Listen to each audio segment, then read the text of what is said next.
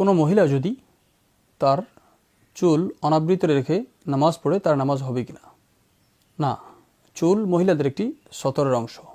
রাসূল করিম সাল্লাল্লাহু আলাইহি ওয়াসাল্লাম ইরশাদ করেছেন, আবু দাউদ শরীফ, তিরমিজি এবং ইবনে মাজাহ শরীফে এই হাদিস পাক আছে, কোনো প্রাপ্তবয়স্ক রমণী যদি তার চুল দেখিয়ে বা সতর দেখিয়ে ওড়না ছাড়া অনাবৃত নামাজ পড়ে তার নামাজ হবে না, কারণ নামাজের ফরজের মধ্যে একটি ফরজ হচ্ছে, শর্ত হচ্ছে সতর ঢাকা।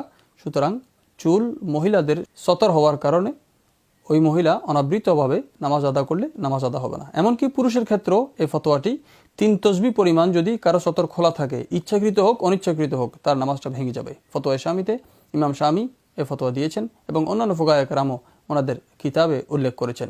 সুতরাং সতরের হেফাজত রেখে নামাজ আদা করা এটাও নামাজের ব্যাপারে সংযত হওয়ার একটা প্রমাণ। আল্লাহ তাআলা এই তাকওয়া অর্জনের মাধ্যমে নামাজ আদা করার তৌফিক দান করুন।